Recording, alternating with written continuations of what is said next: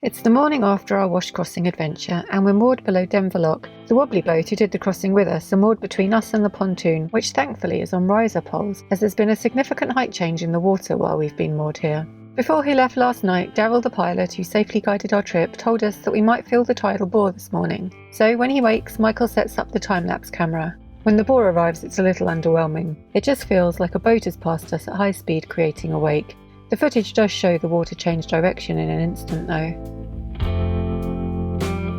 Tidal bores, also known as aegirs, happen when the incoming tide forms a wave or waves that travel up the river. They usually occur when a shallow river has a narrow sea outlet and a wide flat estuary. On the Great Ouse, the bore has the nickname the Wigan-Hall wave.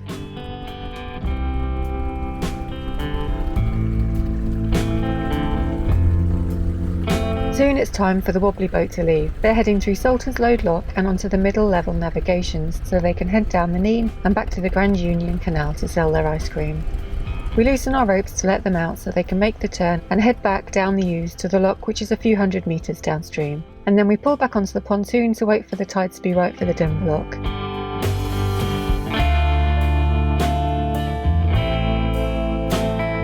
It's mid-morning now, and the tidal water is finally at the right level for us to go through. The lockkeeper assists this boat first, and then it's our turn.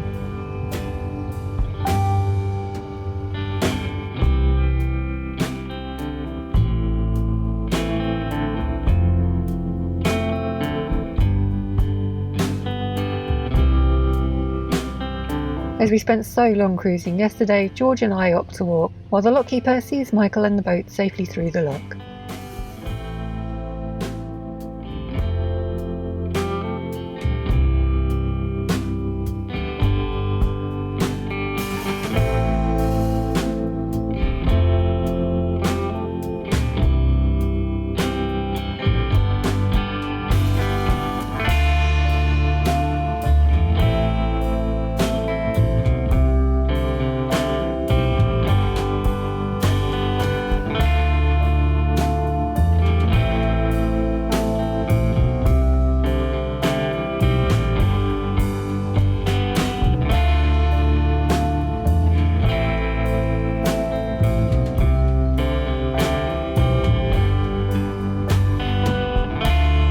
We're exhausted from the wash crossing, and so decide to only travel as far as the visitor moorings above the lock.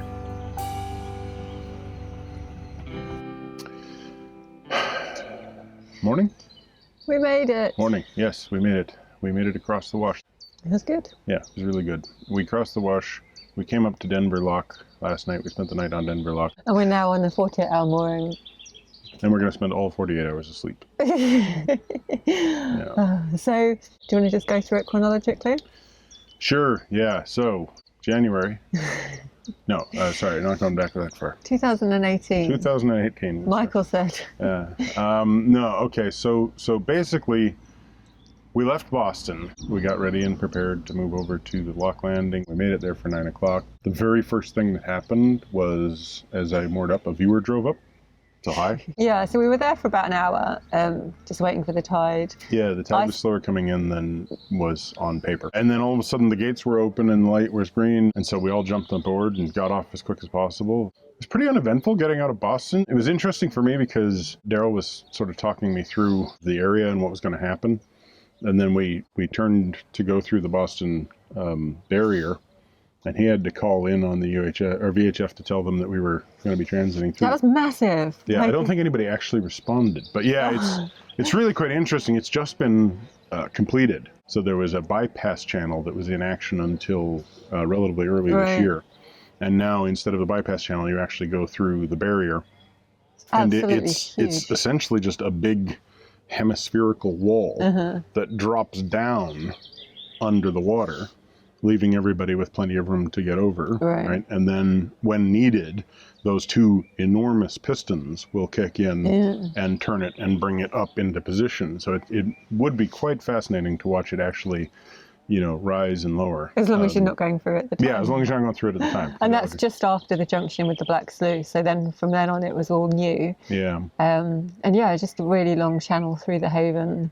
to get out to the estuary and the Welland estuary. Where the Welland joined, it was much wider than I expected. Yeah, I wonder what we'd have thought if we'd actually gone down to do that. Yeah, there's really just, kind of a marker and then a marker and these little tiny stone jetties and this huge amount of water. It was quite interesting to see. And then almost immediately after that, there's some fishing vessels, and he immediately starts telling me, watch out for the sandbank. And I'm like, what sandbank? And I'm like, oh, those seals are not floating on water.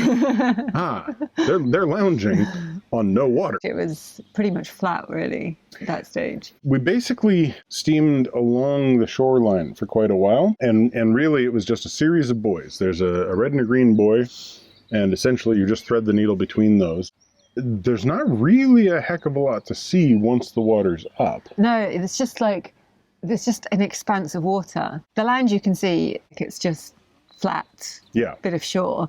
And then, just an expanse of water as far as you can see, with the wind farm very faintly on the horizon. Yeah. We were in about the deepest channel, which was about 30 feet, for the majority of it, 60 feet in places. But the majority of what we could see going out towards the other side, and we're only 2 feet deep, but at high tide, we wouldn't have been able to make it. Right, yeah. Right? It looks like it's just, hey, why don't I just go that way? No, there's sand like an inch or 2 inches below the surface. And it's really quite interesting because it turns out that the Witham, the Welland, the Nene, and the Ouse all combined in prehistory to create a river called the River Wash. And the River Wash actually was this huge wide river. So these were tributaries to a river, which eventually widened out and breached to allow the sea in. Right. And then the North Sea came in and created the estuary. Fascinating. So the actual River Wash is the channels underneath that they're still being scoured out, and they're still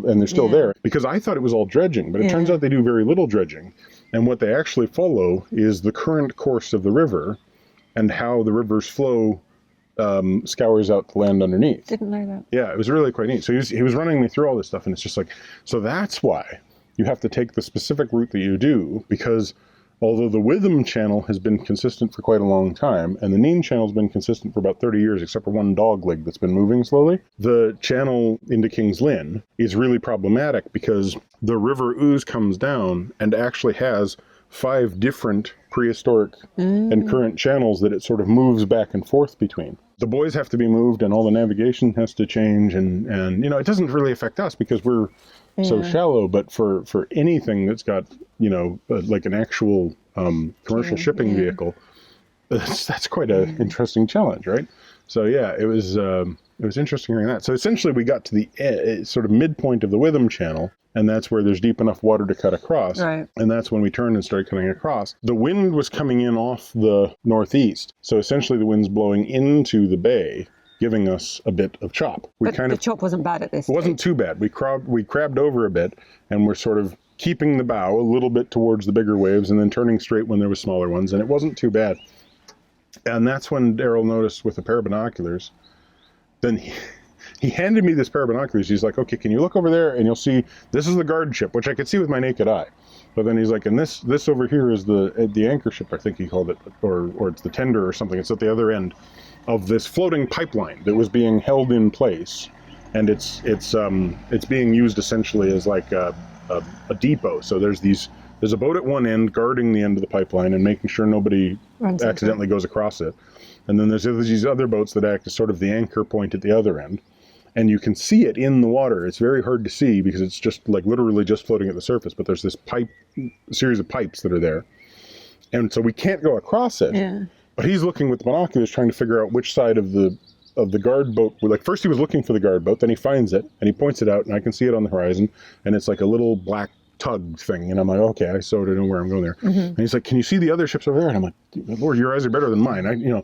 So he hands me the binoculars. Now I'm trying to drive the boat, right? Keep one hand on the tiller, bring the binoculars up with my left, and I'm trying to look at the world through my sunglasses, through the binoculars. Like, I'm just like, I'm going to vomit very soon. I got so seasick so quick. But we still weren't particularly rocking at this point. No. But that's when he set me on a course where I had to go out to deeper water and go around, essentially, the tug. So we pointed out that way, and we started going into the deeper channel. Well, as we started getting into the deeper channel, we started getting bigger waves. So that's when it got fun. And the other boats behind us, are you telling them what's going on, or? Yeah. I mean, we'd have an occasional bit of conversation on the VHF. So we're out there, and I keep looking back. David's sitting at the front, and I'm watching David just kind of like, ha-ha, and it's like, sploosh. And I'm like, oh, that's not good. Joe's going to be pissed at me. Yeah. Honestly, it was a lot worse than I thought it was going to be. Like, when it got really bad, and to start with, I was like, okay, this is okay. I can cope with this. And all the bow was like not filling up with water, but it was coming in through the through holes, like, and just flooding in. Like every wave that hit was flooding in. And then, like, to start with, it was funny that it was splashing over the front, and then the splashes kept getting higher, and it wasn't funny anymore. And then Lorna was going inside, and I was sat here, and then you must have, I don't know what angle you hit the wave at, and like it just came over the side straight into my lap, like I was drenched from this. George was all wet. George was wet. George was not happy. And this was the point at which, so we were kind of crabbing over. I was kept turning towards the waves to try and minimize it. I had my eye on that tug the whole time. We were coming around behind the tug, and then when we got into where we're in sort of the quarter of his rear, we turned again to start getting back towards the channel that will take us up to the ooze.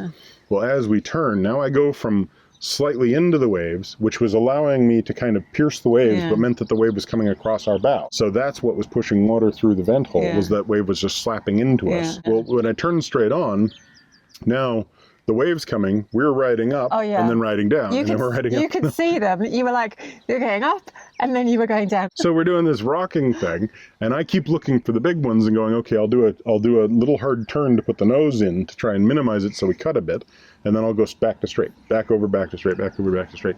And that was kind of the worst bit for the rocking. We didn't know about the boat. There was no way for you to communicate to us. So like, we didn't know that we'd had to go into deep water for that reason. We didn't know if it was going to be this choppy the whole way across. No. In reality, it was probably only like half an hour, 45 minutes. The worst bit was probably about 30 minutes total. About 10 minutes through the bit where we were in the trough. Maybe a little more, maybe 15. I think I stopped filming at that stage because, well, one of my phone was just getting soaked with water, and two, I couldn't convince myself that this was normal and this was safe. And the little seed of doubt gets in your head, and And Lorna came back and checked with us, and we were calm. And then she went back to you and told you we were calm. And you were all like, I don't trust you. You're trying to make me feel better. I know that she tries to make me feel better. So she's like, oh, this is so much fun. Not fun, Lorna. We had the rocking thing, and that was uncomfortable.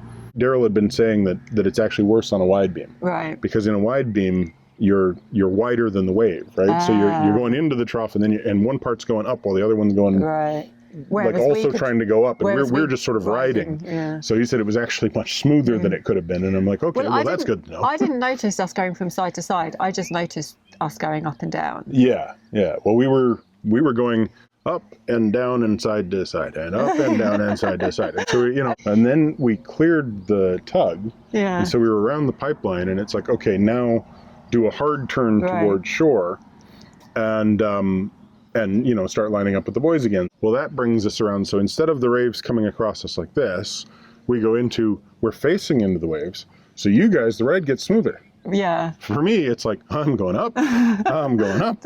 So, and it's like, I'm going up, the prop's coming out of the water, I'm going up. We kept hearing like little bits of cavitation and stuff. And then we'd hear the front, I don't know if it lifted up, but we'd hear it like smack. Slap. Yeah, it's just the water slap. It was funny for me because it's like, because we have a rudder on a tiller, on a boat you would normally be stupid enough to take onto this sort of water, you'd have a wheel, and the wheel has a whole bunch of linkages in it, and there's a kind of a little bit of play that's just natural to it. When you've got the rudder, it's like, okay, the wave is trying to push up, it's trying to push me forward. The current and wind are trying to use these waves to push me forward. Each time they do that, each time one of these waves, which is moving quite a bit faster than us, hits, the tiller tries to slap to one side or the other. Right, so you're really fighting. Yeah, and you have to kind of offset and compensate. So by the time we got done that relatively short patch, when everything started to calm down, I'm like, I'm going to lose this arm. This is not doing well. I'd say that was worse than I expected it to be, but at my limit of what I could cope with. Like if it had gone on for longer, or like a lot longer, it would have been more stressful. Or if the waves got bigger, it would have been more stressful. I could just about cope with how bad that was without like completely freaking out. Yeah, well, luckily it calmed down pretty quick. Yeah. But then But I mean, it didn't go flat. It calmed down. What happened was we came into the shallower channel. Yeah. And also we were coming into low tide. Yeah. So everything started calming down as we got out of the wind. But then, did you see the shrimp trawler? Can't remember. The boat with the two arms and all that? Yeah. And Daryl and me are like, okay, cut across it. Okay, we're doing this now. He's turned around back. All right, we're on a collision course. What should we do now, right? And he was trying to radio, but got no answer. But basically, he decided to turn over this way, putting him on a direct course towards the other boat. But now the other boat's moving fast enough that it won't be a problem. That's true, because he's got two to avoid, whereas you both just had one to avoid. One to worry about, yeah. So it's like, so which way do we go here? So Daryl was telling me to come across, like to turn so that he would come by on our port side. And then he's like, no, never mind, go the other way. He's like, okay, all right, I'm doing this. All right, no, I'm doing that. Yeah, completely oblivious to that. Like, I was just confident that we wouldn't, like, that would just be wouldn't be hit by the boat. Yeah, okay. Well, you're glad you were confident. I was doing the math. I'm just like, he's moving fast enough. And it says, yeah, no, we're on a collision course. I was like, this is open water. There's enough room for everyone. Like, You'd think. So once we got past that boat, there was no more really excitement, and we got. Are you joking? The best bit came up. Well, that's what I'm saying. There was no more excitement. We came between the two sandbars. Yeah. And there's seals on the sandbar to our right, and there's just this big patch of sand to our left. Yeah. And I'm in front of the other boat, and we're in a sort of directed channel. There's a boy up ahead, and I'm trying to avoid the boy, like I'm going between the boys. And he's like, right, that looks like a good place to beach up. And I'm like, what? And he points at it and he says, see that wet bit of sand? And I'm like, it's all wet. Right? It's like, what are you talking about? No, the silver bit. Oh, okay, all right, yeah. The really wet bit. So he just had me turn like 90 degrees, and he's like, okay, just put the power on, and when you hit it, keep the power on. Okay. And I was like, well, this all feels really not wrong. Right, like, okay, I'm listening, but I'm like, first thing, I'm pointing the boat at shore. I know I'm not supposed to do this. And I'm ramming speeding it. This really feels wrong. I don't, Oh, it was brilliant. I was so happy when I saw the sandbank that we were heading straight for. I was like, thank goodness. You could see the shore, like the actual shore. I think we could see Hunstanton in the distance. And King's Lynn a bit further along. And I was like, I'm pretty sure I could walk from here. Because you just see this You wouldn't have made it by the time the tide came back in. We were being a bit silly. There was maybe like 10 foot of water between the bow and the sand, and it was like a foot deep, and I was like, it's going to go over my wellies, and like, how are we going to do it? And then we looked at the other boat, and Tina was just in her trousers, and we were like, oh yeah, our skin's waterproof, let's just jump in. So Lorna just like strips her trousers off, I go and put some shorts on, and we jump in bare feet, and it was brilliant. Yeah, and I handed George down. It was fun watching you guys run around. George had the time of his life. Yeah. He was like, waves? What waves? This is so much fun. We floated and came loose and started moving away, and Joe's just like, the boat's leaving. Wait for me! Yeah. So I had to run to the back, power it up, and do like a 180 and then ram it again. And it's weird ramming the sand, because unlike when you ground out on the canal, where there's this sudden lurch to one side, or there's like a crunch. It was just like, no, I'm just much slower than I thought. It happened really gradual. It really was surprisingly gradual and just kind of done. Yeah, so then Alan made us some ice cream. Probably the first roving trader to serve ice creams on the sandbank, although we didn't actually pay for them. So. No, we didn't. Yeah, that's true. We didn't pay for them. So they probably didn't breach any licensing. And then we're melting so bad that we had to lick them so fast that like I ended up with like a major brain freeze. I'm like, oh, good, oh. So if you see the wobbly ice cream boat, definitely get an ice cream. Yeah, it's good ice cream. A couple of the other guys got some drones up. Yeah. So it was brilliant being on the sand dune. I expected it to feel like unique, but it just felt kind of joyous. It was really weird. Yeah, like one of those once in a lifetime. Because it is unique, and to be doing something that very few people get to do. And at the moment when the weather really went perfect. The sun came out. Yeah, it was just lovely. It was. I mean, there were quite a few complaints early on about the chill of the water, but yeah, it wasn't really cold. but it was really quite nice to see, and the dogs were just amazingly excited. Bison loved it. Yeah. The cats didn't get out. No, poor things. But yeah. So then, I basically helped the two of you back onto the boat. We got George up first. He exploded. Yeah, he was covered in sand. And then we just reversed off, and Daryl took us over to another sandbank to see a bunch of seals. I wasn't expecting to see hundreds and hundreds of seals just sunbathing.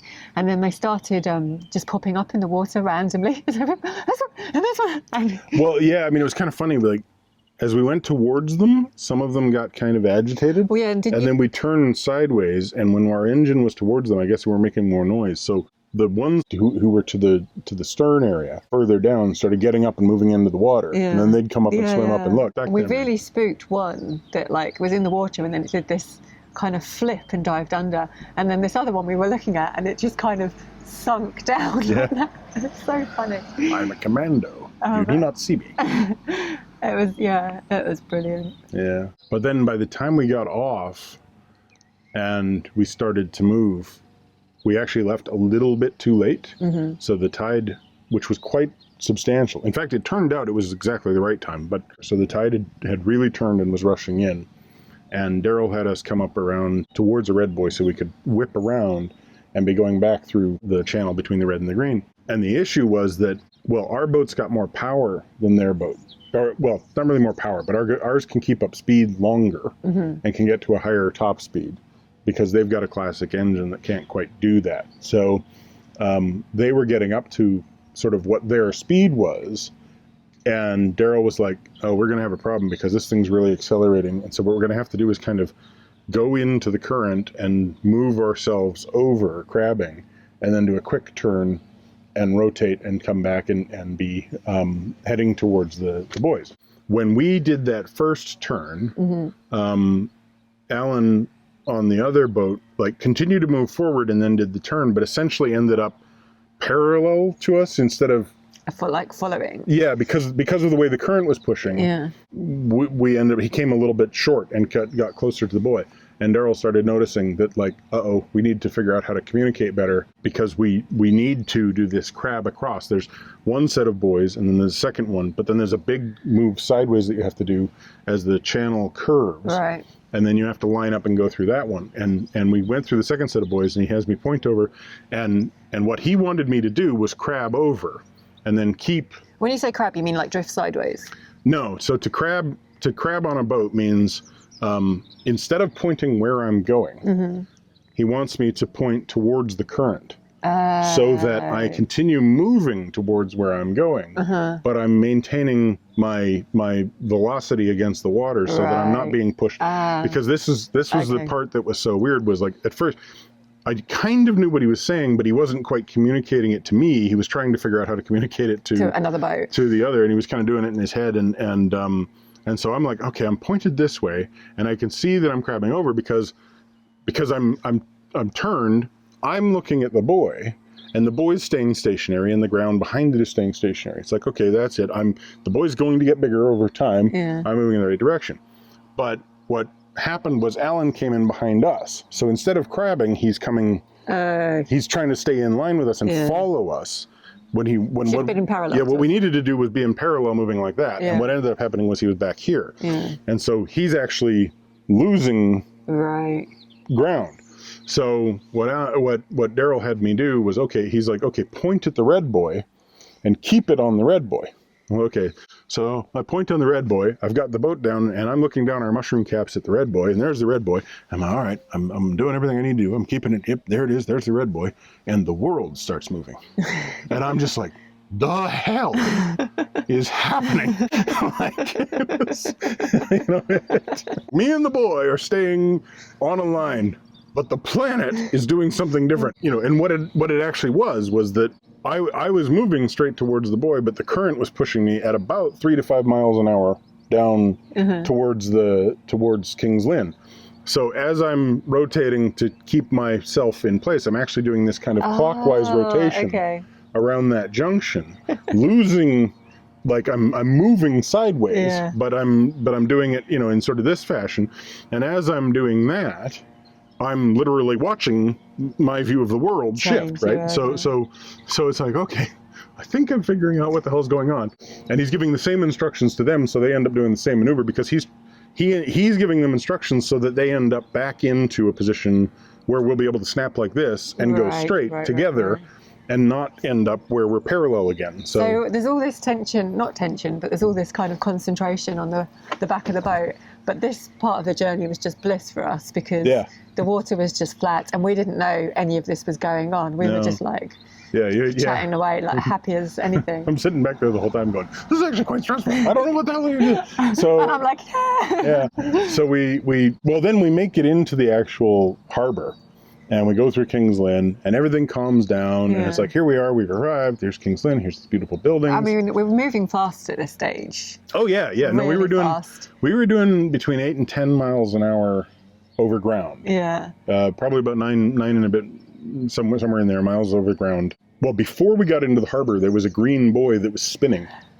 It was over, and its chain was probably at about a 30-degree angle. It was just that, it was just like this optical illusion, because you'd pass the buoy and there'd be so much current going past the buoy that there'd be awake. So it looked like the buoy had an engine and was being driven through the water. And we were like, what? Yeah. But that's just the river going past. And the buoys, the big ocean buoys are leaning over, but they're very prominent. There was one that was under the water. Yeah. Well, those aren't the ocean buoys. Those were the marker buoys inside the harbor. Yeah. So we get into the harbor, and there was a little boat that was actually pushing it was positioning. Oh yeah, because that confused me as well. Yeah. Like, what the hell's he doing? They do have engines. Yeah.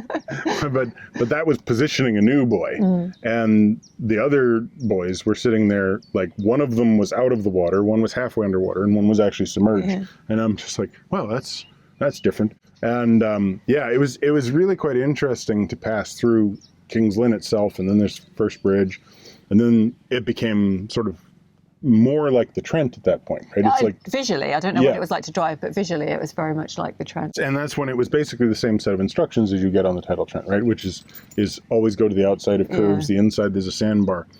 But it was more obvious where the sandbars were. You could see that the water would really, like, it would be going along, and this part would have the normal speed, and that would just be like swirling, and there's all these eddies and back eddies. Like, it felt more sketchy. And he was directing me from one to the next by pointing out these markers on the side that we have to go up close to that marker on this side where we're still on the outside, then turn swift-like and push over to the other marker. Don't drift too far down the river.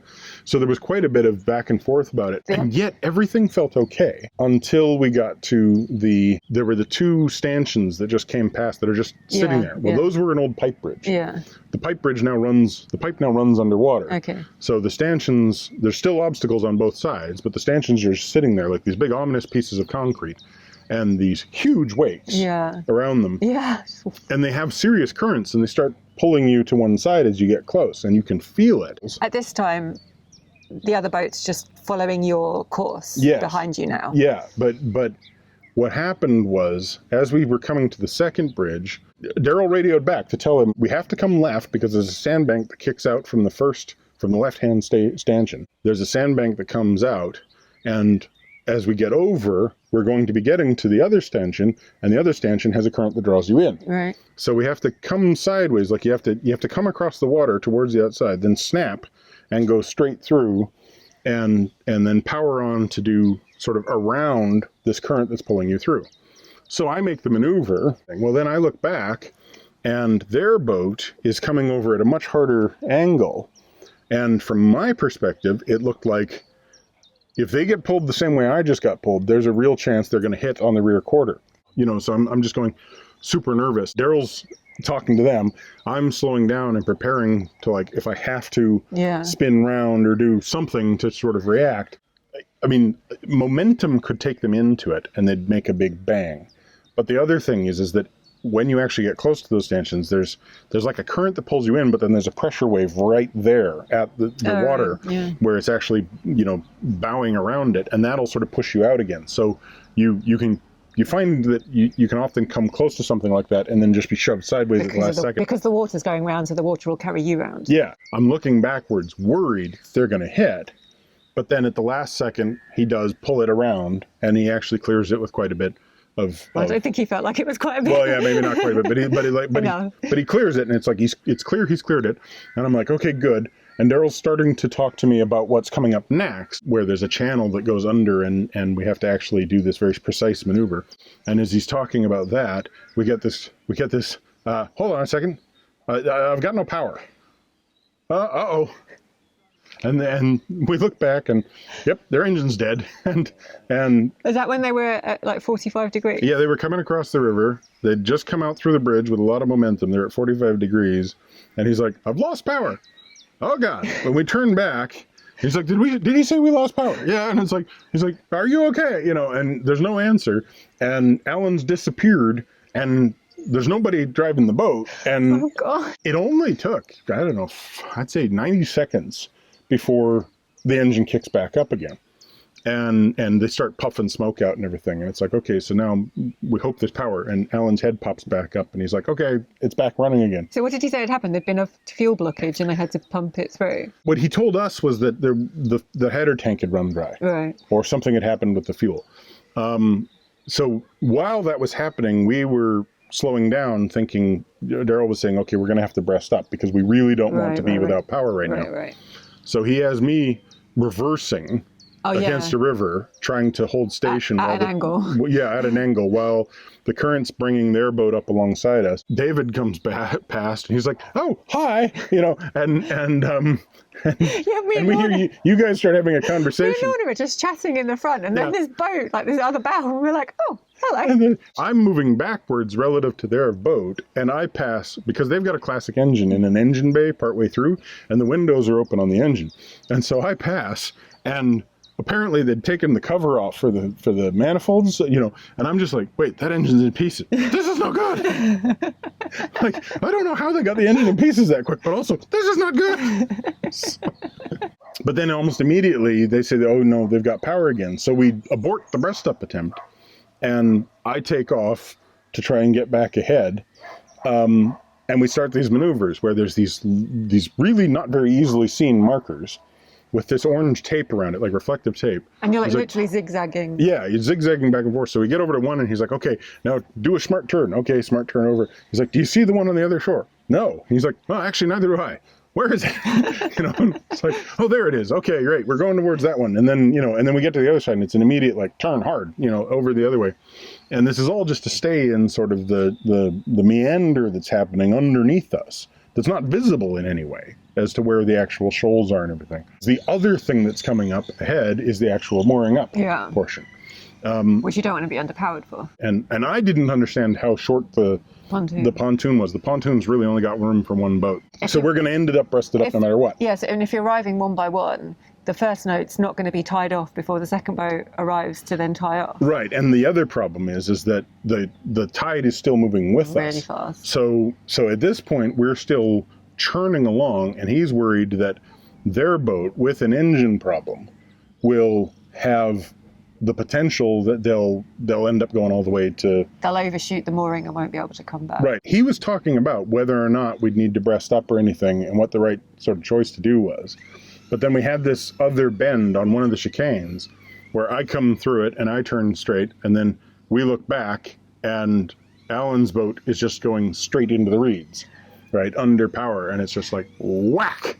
And we didn't realize what had happened was that he'd gotten his nose into the back eddy, so he'd gotten close enough that the reversal of water, as the water's speeding up past the reeds, it just wouldn't go the way that he wanted it. Yeah, he couldn't make the turn, so instead it started taking him the other way, and so he bashes into the reeds, and then ends up backwards. So he's coming backwards, and he's coming towards us backwards, and I'm just like, okay, and I still have to chicane over to the other side. Yeah. Their boat starts turning, and they end up across the canal with us slowed down in front of it. So I'm like, okay, I'm about to be rear-ended by the side of a boat. So how do we do this? And then, I maneuver over, and they were able to come over, and that's when we actually breasted up. Managed to get them tied on. And this was all to get us into a position. And that was literally before the lock, because as soon as they were tied up, we looked up and the lock was right there. Because my worry was outside Salter's Load, there's a pipe that comes down and there's a sign marking an obstruction. That boat is churning forward. We're going reverse. Daryl was trying to get us to do a maneuver where we'd come like this and drift down, but something kept causing us to turn, like we couldn't quite get it right, and probably it was just the current trying to rotate us, and so all of a sudden I'm heading towards the obstruction side, and I'm like, yeah, I'm about to hit that thing. Well, no, we got it at the last second. We essentially got there, and all of a sudden it went slack. Like it went to a very slow. That's what I'm saying. We flew down the river, but then as soon as we got the lock in sight, we just started creeping. We stopped. Yeah. So the last little bit was actually more tiny little finite maneuvers to try and keep us in the right position to eventually get the back end of the other boat over to the pontoon where they could get a rope on, bringing our front over so that could get the rope on, tying everybody up, and finally being done. And then after getting them on the right side, they actually needed to leave before us this morning because our lock wasn't ready till about 11 and they went at about 10:30. Yeah, so it was a real adventure. I would probably do it again. It's a long day, it's a tiring day. You really want good weather. Yeah. You want a good pilot. Daryl was a huge benefit. I just felt totally confident in everything that was happening, even when things were going wrong. It's good. That was your experience. My experience was, I'm doing exactly what I'm told, but I have no idea if I'm going to survive this. Would you do it again? Oh, yeah. I mean, the only things that I'd try and do a little differently would be knowing more ahead of time exactly what the course was going to be. Right.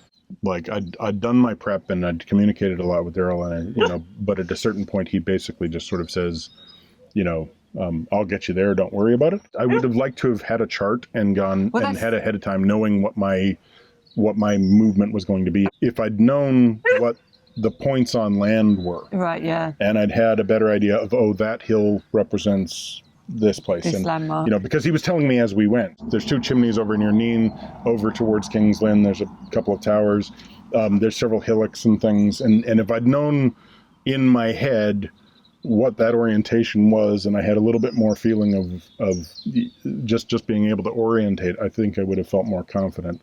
I mean, I was really confident in what Daryl was telling me to do, but I just would have liked to have had more of a map in my brain as to exactly what we were doing.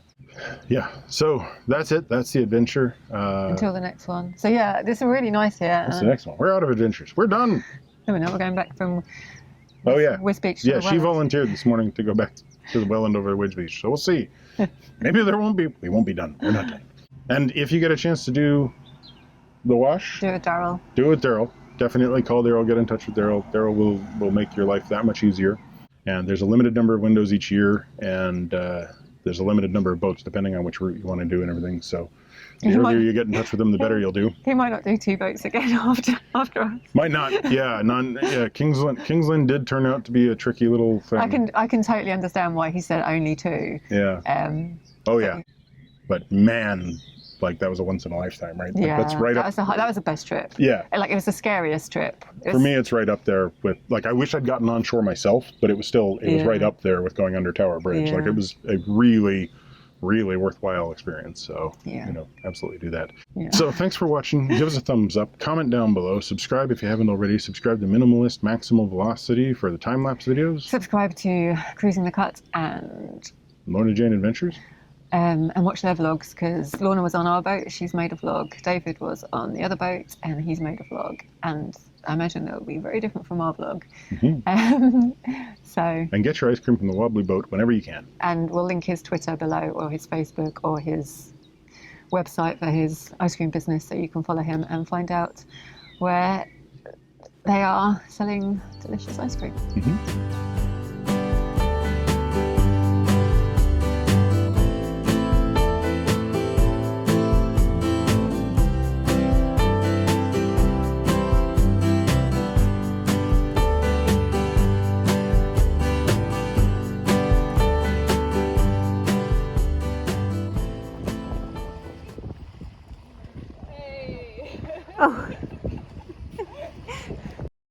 Not a little of it.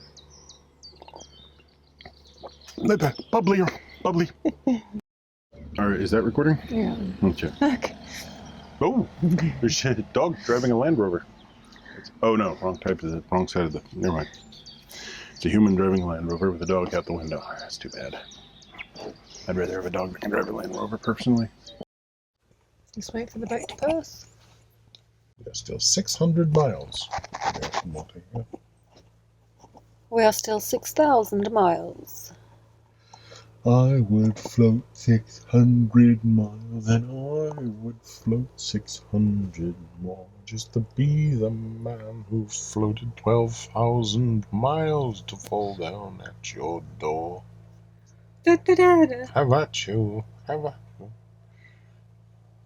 Dum dum dum dum dum dum dum dum dum dum. And if I heaver, well, I know I'm gonna be the man who's heavering rope for you.